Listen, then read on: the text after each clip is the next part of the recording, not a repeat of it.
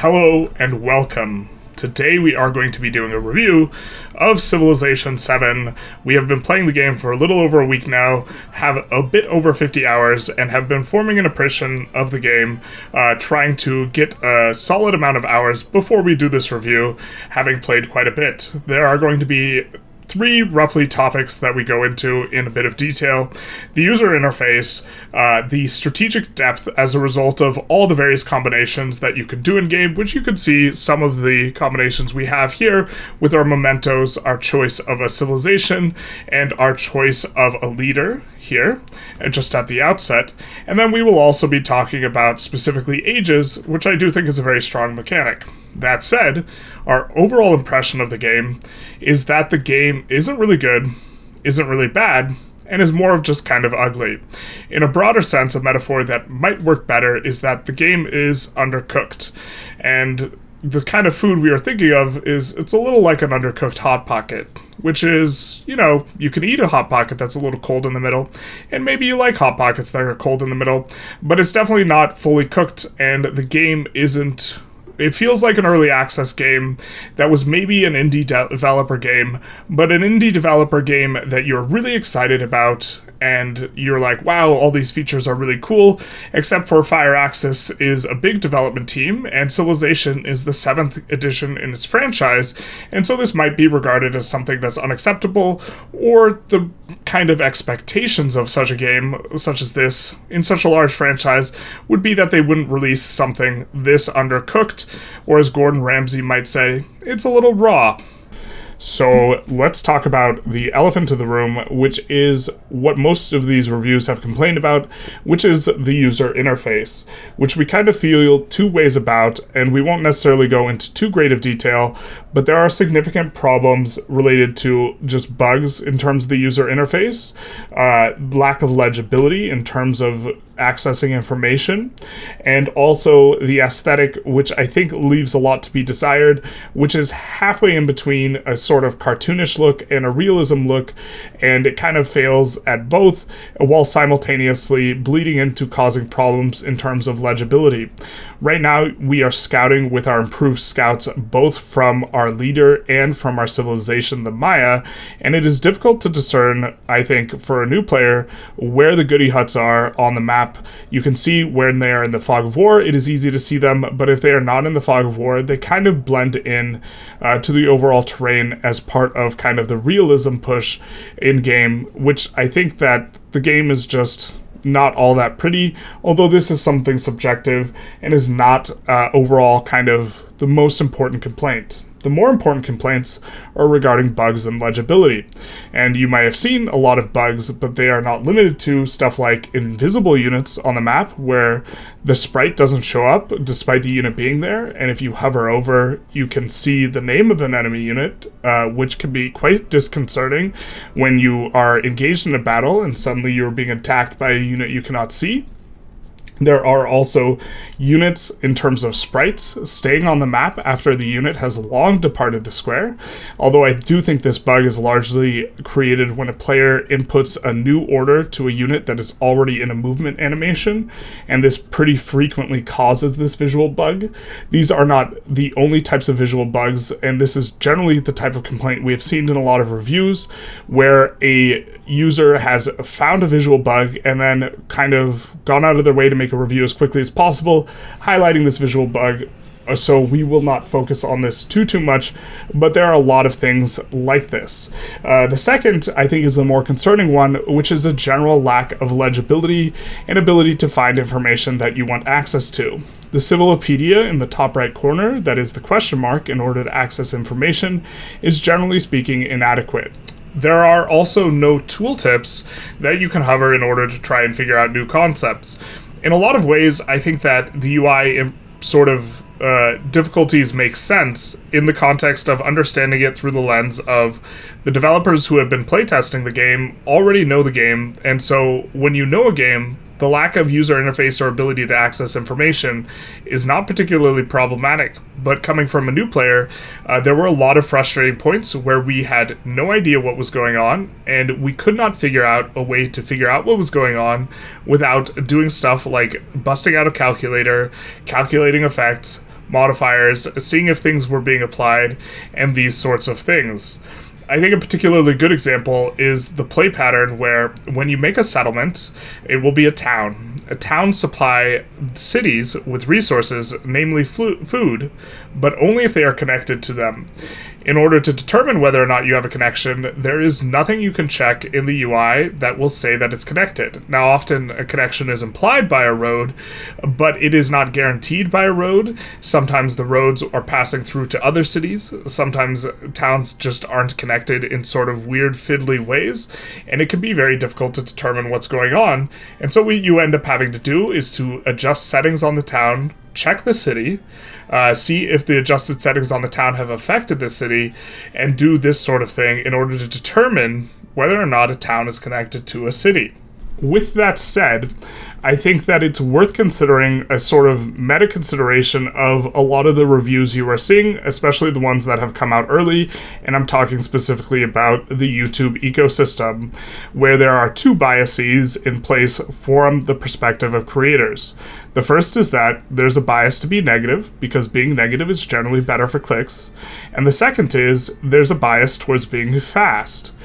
If the game has only been out, for those of you who have gotten the Founder Edition, for 10 hours, which was the case with a lot of reviews, there's really not a substantive commentary you can make on the game, and so the only thing you can really make a lot of comments on or make a video on is failures in the user interface. And so the very best thing you can do from the content perspective is find one thing that is particularly egregious, like invisible units or sprites where there is no unit present, highlight it in a video and be like, look, the user interface is cooked.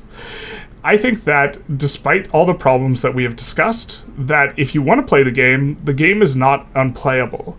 There is nothing that prevents you from progressing to a certain point, or for clicking on certain things, or from engaging a certain game action, because it is made impossible by a user interface that just doesn't allow you to play the game. The user interface is functional enough, even though we think that, generally speaking, it's not a polished, released sort of thing. I think a lot of the reviews have gotten things or blown things out of proportion.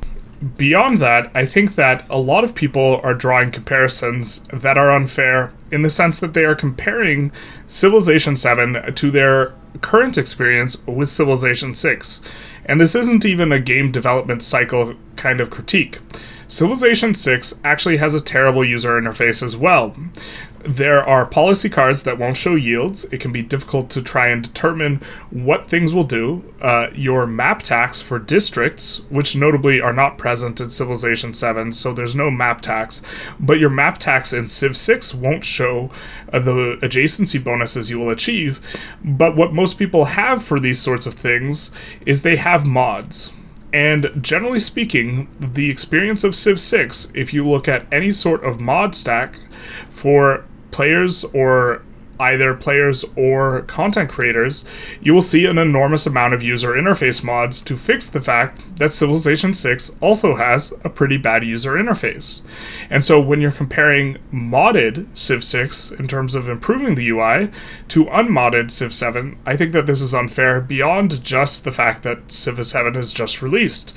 And already it is the case that people are releasing mods to improve the user interface for Civilization 7. So it might be the case that even in just a few short weeks, the complaints we're levying against the UI here are just greatly improved. This depends on the dedication of modders as well as the developers.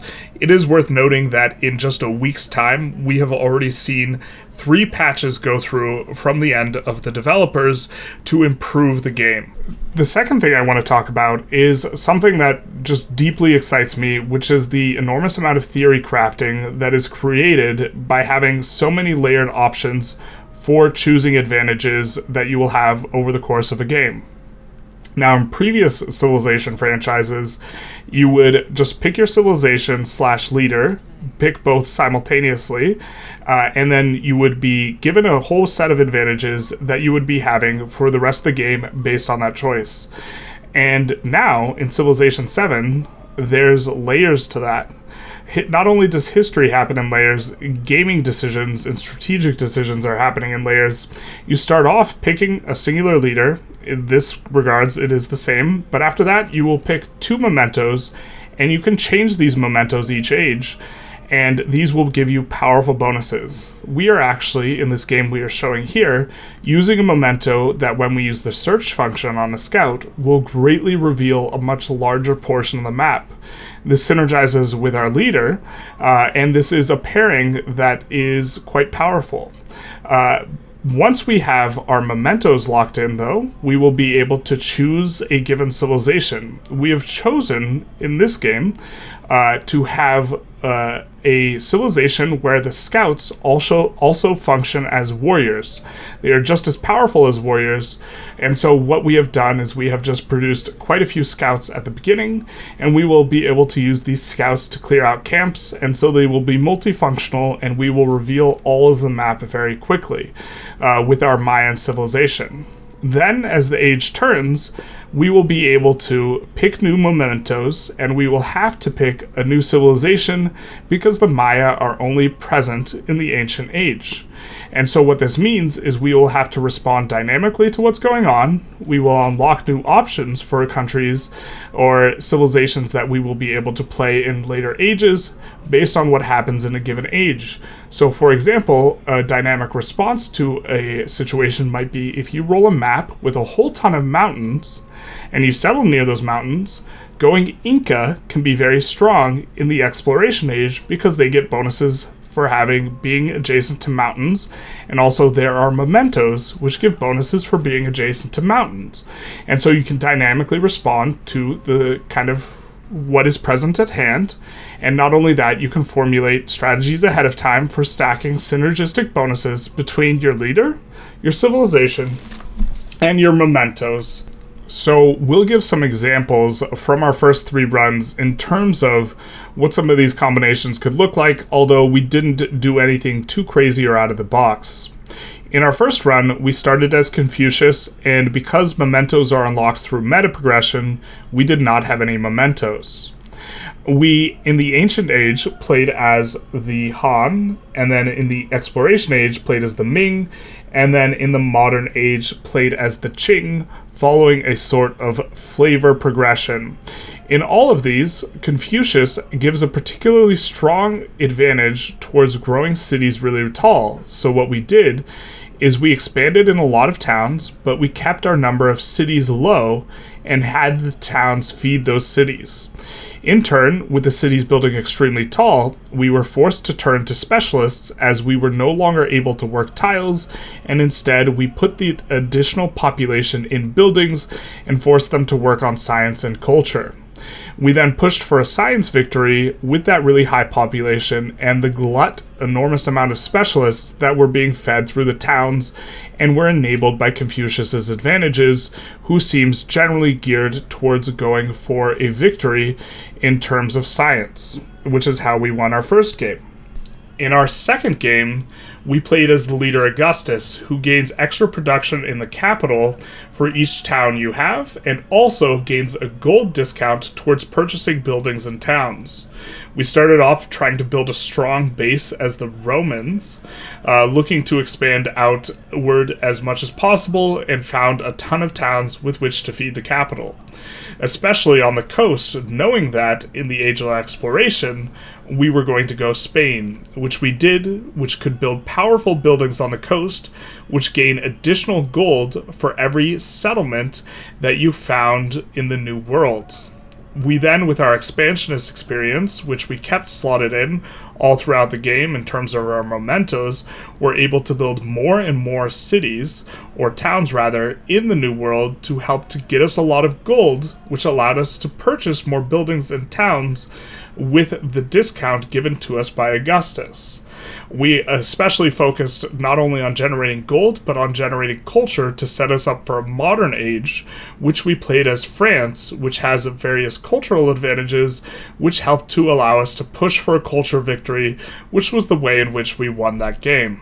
In our third run, we played as Xerxes the Achaemenid, apologies for the pronunciation, who gains extra trade route limit and gold and culture every time he establishes a trade route, such that in the early stages of establishing trade routes, you actually get paid for establishing those trade routes. He also generates gold and culture on unique buildings, so we made sure to choose civilizations that would have unique buildings and allow us to utilize that bonus. For our memento, we kind of leaned a little RP, although you might be noticing a consistent theme. We went with the expansionist card that gives us an attribute in each age, and also one we had earned with Julius Caesar, which allows you to establish more settlements at the cost of upgrading your settlements to cities costing more. However, when Xerxes has a golden age, he gets an opportunity to allow all your cities to remain cities rather than being downgraded at the end of each age, and we had hoped to utilize that pretty strongly, although that execution did not come to be. In the Ancient Age, we went Meier, who we're playing now, and we went Meier because Meier have two unique buildings, one of which we are about to start researching, that are oriented towards science and happiness. Now, with Xerxes, those would also give us yields on culture and gold, allowing us to generate a very solid second age where we wouldn't have an advantage or disadvantage in anything and hope to be flexible, but also we wanted to be particularly strong in the opening age militarily with our scouts that also function as warriors, and was just looking to have a bit of a smooth open because this was our first game on deity, and so by having our scouts also be warriors, it would reduce the decision-making kind of breakpoint of whether we should build scouts or warriors, because they function as the same things, although with the later tech, our scouts would not get upgraded and be stronger in the same way warriors would. We expanded a lot in the first age, securing most of the resources on our continent and also establishing a lot of trade routes. And then in the second age, we transitioned to Chola, which is a strong civilization that leans into specifically gold and happiness. These two happiness leaders or civilizations in a row really allowed us to stack a lot of celebrations, which allowed us to use a lot of policy slots, but the Chola is also good at gold generation, and we knew that we wanted to eventually go for a gold victory. We established a ton more cities before switching into a final modern age as America, where we were able to establish a ton of railroads and push for a victory in terms of wealth, of which the American buildings did help us out quite a bit, and also Americans have rather strong policy slots to prevent other people from attacking you, in that they can help you generate a lot of diplomacy, and so we utilized that and just won through economics for our third victory. Now, every single one of these runs felt particularly strong, and it felt like we were kind of hitting a stride by leaning into our advantages that we got. But in my mind, to some degree, this is a bit of a red flag, although I don't really feel that our sample size is large enough to say stuff definitively. It does seem to be the case, and this is more worrisome to me than the UI, that the AI is just incredibly weak, given that on our third game, we were able to just kind of in one run, kind of run through the AI on the deity difficulty. The AI gains an advantage in terms of yields, but I think that the AI is unable to come up with bigger sorts of strategic plans, layering its civilization, leader, and memento bonuses. If they even get memento bonuses, of this I'm not really sure, because there isn't a way to check it in game, or as far as I could tell, there's no way to check if they get a memento. So I don't know if they're getting mementos, or they just stack and automatically gain the mementos associated with their leader. Something like this would make sense.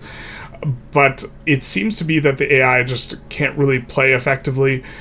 They are very passive. I think they don't go for specific victories, and they just look to kind of play a general sort of game, although they do play stylistically, leaning into their leader's personality and having agendas like that. And perhaps to some degree, the simulation in terms of having them being stylistic is more important than having them play strong. But for me, this is one of the red flags of am I going to enjoy this game for several hundred hours? It might be the case that the AI being very weak ends up being a point at which I'm less interested in playing the game. Now, from what I understand, people are already making mods that make the the AI rather, much tougher, and so pretty excited to try out these mods. But as it stands, this is a pretty significant concern because we are confused about a lot of things in general in the game, it feels like. And I think that us kind of winning on deity or pushing deity should feel much more difficult than it does, although the independent tribes in each age are actually quite strong and are one of the ways in which runs can get bricked more so than the other countries by having really, really strong independent tribes, which you can see we are fighting now in this game. So the next topic I wanted to talk about was the age transition, which I think is kind of the biggest breath of fresh air in regards to how things work in previous Civ franchises and other 4X games, which is that the game is kind of divided now into 3 parts, and we are going to kind of show off some of the mechanics in regards to that with our age transition between the exploration age and modern age here as Xerxes. So you can see the age progress is at 100%. So when we click the end turn button, which is hidden behind our face, we will progress onto the next age. In each of these age progressions, you have legacy paths that you are moving towards and trying to achieve, which will give you bonuses in the subsequent age, and this is one of the ways you progress because every age is going to be a soft reset. These will have different objectives depending on the age you are in. In the exploration age, for example, religion takes a forefront or comes into the forefront as something that is important in terms of culture, which I think is fantastic. Religion is only really a powerful consideration in the exploration age, which I think makes a lot of sense. We have the economic age, which is about acquiring resources from distant lands, emphasizing a sort of colonialism where we are trying to acquire treasure fleets. For military, we have non-sufficit orbis, which involves gaining access to the new world in a militaristic way or in a control sort of way, which is either establishing or seizing settlements of other countries and also converting them. And finally, for science, we have the build-up of large urban centers with specialists, and these specialists are what reward us and give us progression for these. As we fill the bars for the legacy paths, and as the other countries do as well, this will fill up the progress meter for the age progression, which means that the age progression in terms of how long they last is dynamic depending on how fast people go in the various sorts of spheres. And so as we fulfill more of these and try and do it quickly, we will gain more access. You can see here we have several golden age achievements where we have done every single objective for the age. In here you can see military, we have done every single objective and completed them, and we will be receiving a golden age, which gives us more options in terms of legacy paths. And so why don't we now progress and click the button going on to the next age.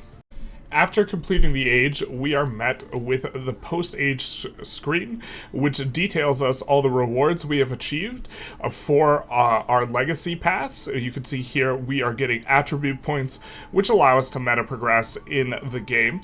And also, depending on us having particularly strong performances, we will also gain additional advantages or additional options with which to spend our legacy points. You can see these are up here, and we will have legacy points tied to specific spheres of wildcard, which is anything, science, culture, militaristic or expansionary, and also economic. And so here you can see we have a bunch of different things. We will have this age ranking where we will see how we have done in each sphere and also how other countries have done in each sphere, where everyone's kind of tied up in culture. Everyone displayed 12 relics. The treasure fleet, we did the best, achieving 20 treasure fleets. We have the progression, and the important thing is you can kind of see how everyone is doing, and you can see the total achieved legacies across both the previous 2 ages here, which gives you an idea of who has different advantages in what sphere and how they might be able to win and what type of victories they can go for. You might notice that the 2 countries that we are kind of most competing with or most closely competing with will probably have an easier time getting a culture victory in the next age, and so we can either try and prevent them from getting a culture victory, interfere with them, or just try and achieve our victories, either economic, science, or militaristic, a little bit faster. And so if we view the Legends report, it will also show our meta progression as we proceed into kind of the next sphere, where it'll show us what we've unlocked. Of course, we've already done this with Xerxes, so we are not unlocking anything here because we have already completed the challenges. This is one of the unlocks that you have for Xerxes in terms of the mementos. And then we will click transition into the next age. As we start to progress towards the next age, we are faced with a couple of options. I do want to note that I'm not a fan of where change mementos is in terms of the UI, because we didn't notice it the first several times, but you can change mementos away from what you are doing. And so, for example, we would probably want to change off of Corona Civica, not wanting to create a bunch of new settlements because the world, for the most part, is already settled. So maybe we go for an economic attribute point. We can then, at this point, select any one of the nations that we have unlocked for the next age. We have not unlocked all of them. You can do them by fulfilling specific quests. We unlocked America by settling a certain number of grasslands or plains in the New World. We unlocked France by having a certain number of wine resources in our own territory. Meiji, Japan, by having a certain amount of tea. And there are various ways to unlock the different nations. In our run, we selected America, so we'll just choose America here, and then we will be loading into the new game. We see that we load in here, and most of our units have been deleted, although we are given a smattering of units on several of our more important settlements. Also notably, every one of the areas that had our icon before, this was a city, and you can see all of our previous cities have been reduced to being towns. This is part of the soft reset. Also, we were trying to stockpile gold to take it with us into the next age, and there is a cap on how much you can take into the next age, which we discovered in this run, of 3,000, plus the amount that you earn from that turn. Same for influence for 500, and this is a form of a soft resetting that is present. Also, if you get really far ahead in either tech or culture, there's effectively a reset there as well, as everyone starts out with no technologies and no civics researched in the next age. Notably, this makes it so that you can make there be very, very strong techs or cultures or civics rather in the next age relative to the previous age, because you can't rush ahead to get them, and so it does affect how you can balance things out. Like, you can make something like Steam Engine incredibly powerful. The civics tree has also been replaced and reset for everyone starting off with 0 civics, but what we do have is advantages in terms of gaining both science and culture from the previous age, so it's just a sort of soft reset. If we look at age progress, we will now have new objectives for each of the spheres, each of the 4 spheres we can go to, and in this, the final age, we do not fight for legacy progression, but rather we fight for being able to go for a victory, where when we complete our very final step, we will be able to go for the victory, which has many kind of different ways of doing it. The economic way, we have to establish a bank in every country's capital. The militaristic way, you have to enable or build Project Ivy. For science, you have to go and explore space. And for culture, I think that you have to build a building. I can't remember exactly. We have done the cultural victory, though, as well. And so you will be fighting for different sorts of objectives than you were in the previous age. And also, the age progression does reset. So we can also choose our legacies here, spending the points that we had achieved and looking to buy various things. If we get golden ages, this will generally give us opportunities to buy special bonuses. You can see non-sufficient Orbis golden age. This was achieved, or the opportunity to achieve this was earned in the previous age, and maybe we want to go for this. This would earn us a lot of units. We can get attribute points. We were going to spend a couple other things. things, and here's an example of the UI not being that good because we are getting 2 cultural attribute points, but it's not represented in any sort of way in the UI that we have 2 already selected. This is kind of opaque, and we will just spend our points here and get kind of some things that we are interested in.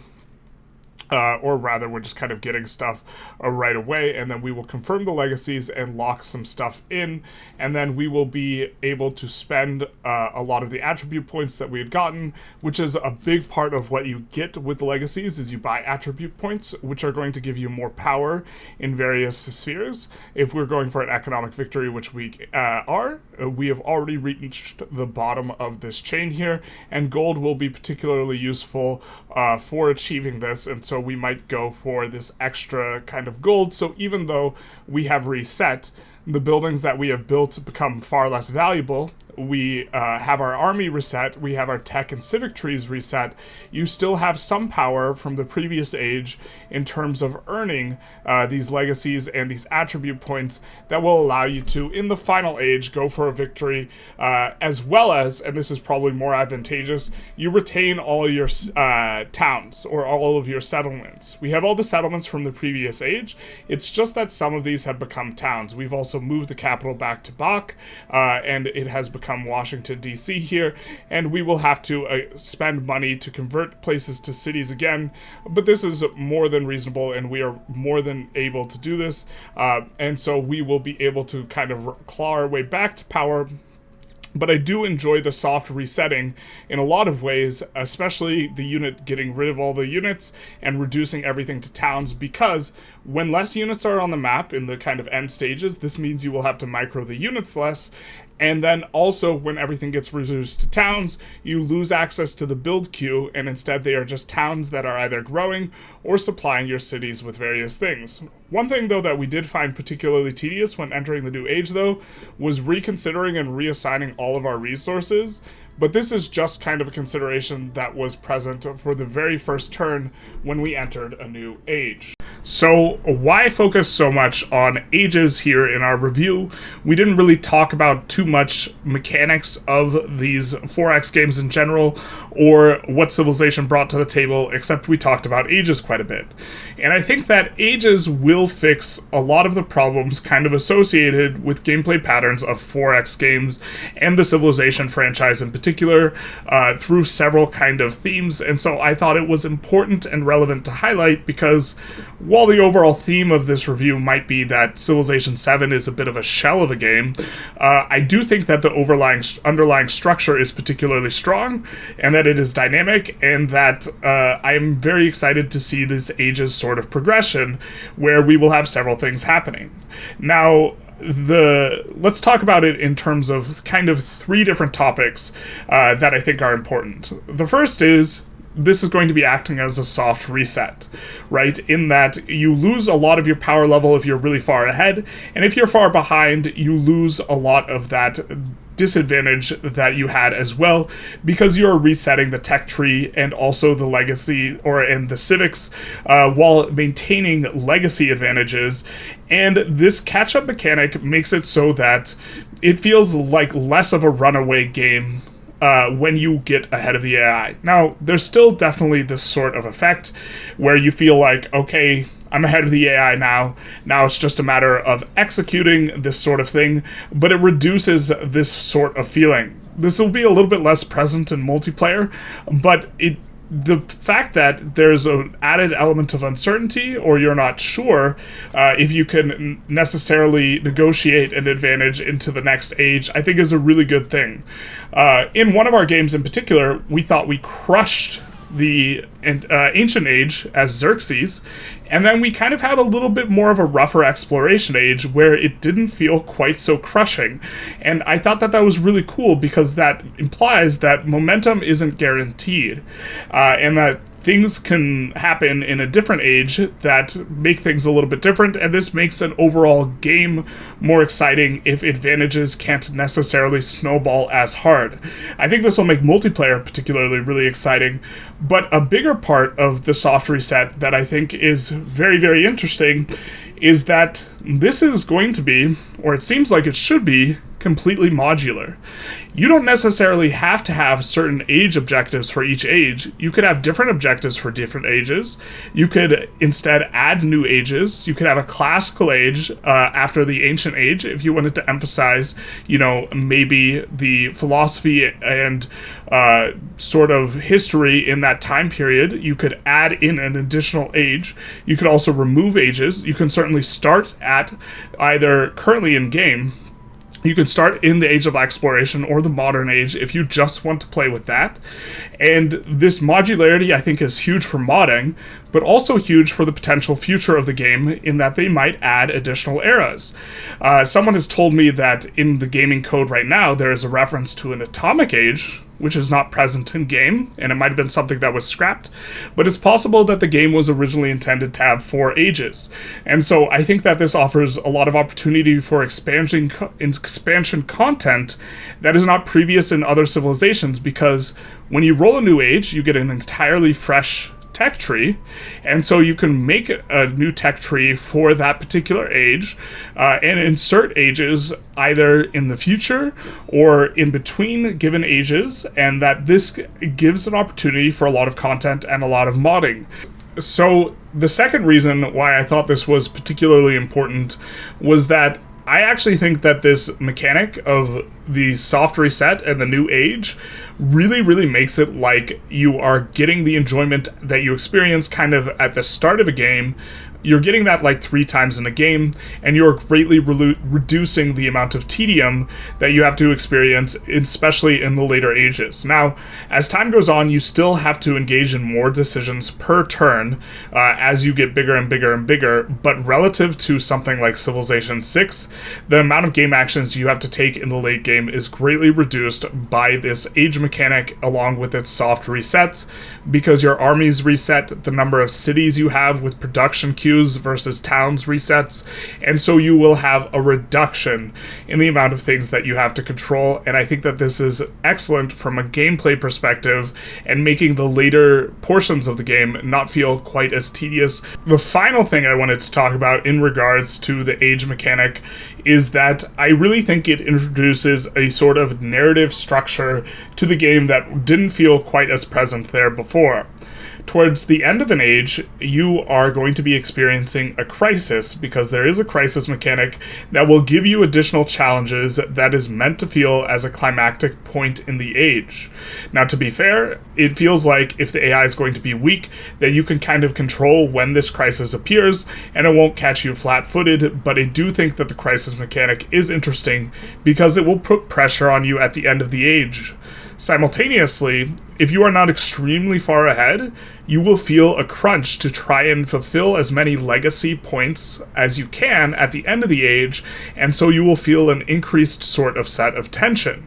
This kind of follows the overall trajectory of a narrative structure, where you will have, the beginning or the intro at the start of every age, then you will have the rising action, stuff sort of sets up for a little bit of a grand finale, and then you will have the climax, where you are rushing to try and accomplish stuff at the very end of the age, while simultaneously dealing with a crisis, stuff like having your cities become disloyal and rebel against you, being very unhappy because of religious reasons in the Age of Exploration. These are examples of sort of the crisis mechanic that I think really adds a lot in terms of the narrative structure. And then, at the end of the age, you will have kind of a reset. So every game, in terms of how it feels, from the story you tell yourself about the game, really feels a little bit like a trilogy. You will have one instance of, rising action, getting yourself off the ground, picking up resources, and then it will approach a climax, and then you will have the falling action of resetting to a new age and starting all over again. And I think that this leads to gameplay patterns that just generally feel a lot better. And so if some of the issues overall with the game in terms of how things perform, like the UI, are resolved, the underlying structure of the game as a result of having this age mechanic, I think, is much better. Now, there are a lot of other differences between Civilization 7 and Civilization 6, and Civilization 7 and other 4X games, but these were the ones I kind of wanted to highlight in terms of the review, because I thought that they were important for considering whether or not this game would be better than other 4X games. I do think that eventually it will be a solid cornerstone of the franchise as Civilizations, or the genre rather, as Civilization, the franchise, has always been. But I think we will conclude with a sort of thinking through the question, should I buy this game or is it worth it? There's really two sorts of considerations that I think are important, which is the consideration of polish and budget, and different consumers will have different opinions regarding what is important in both of these. But before we get into that, I just want to say, in a general sense, if you do not like the genre of 4X games, you're probably not going to enjoy Civilization 7, which may feel like a trivial thing to point out, but I do think that there are 4X games that appeal to other genres especially well, that are perhaps worth dabbling into. An example being Age of Wonders has a lot more emphasis on the tactics portion of the 4X games, and if you really like tactics games, that would be a reasonable game to recommend. I don't think there's anything that stands out about Civilization 7 specifically that differentiates it so strongly from the genre that it would be worth recommending to people who dislike the genre. I do think, with my albeit somewhat limited understanding of the entire genre, having played, several hundred hours of 4X games, but not in the thousands and thousands of various 4X games, I do think Civilization 7 is going to be a pillar of the genre once it gets going, but that we might even see a lot of people who got Civilization 7 moving back to Civilization 6 because of the general lack of polish in the game. Which kind of, I think, is a shame, because I think a lot of the systems here are really interesting and fun to play with, and new, and fresh, and I'm enjoying myself, but I think that if the game being extremely polished is something that's really important to you, and having some mechanics feel really unfinished, like the war resolution system only allowing the gifting and taking of cities and not the trade of any other type of resources, or the UI looking bad, if any of this is something that would frustrate you, or you don't like early access games in general, because Civilization 7 definitely has the feel of an early access game, then I would advise you just categorically avoiding this game, at least for now, because I think that you would be frustrated with a lot of what's going on in the game. I generally don't care too much, as long as I can kind of figure out what's going on, at least to the best of my ability, or to a point where I can function and interact with the systems and test stuff out and have fun in that way, which I think that Civilization 7 is at least passable in terms of the playability mark, and so I'm having quite a bit of fun with it. But if you get upset at games not feeling properly polished, or feeling like the devs left something out, then I think that Civilization 7 is probably going to be a frustrating experience.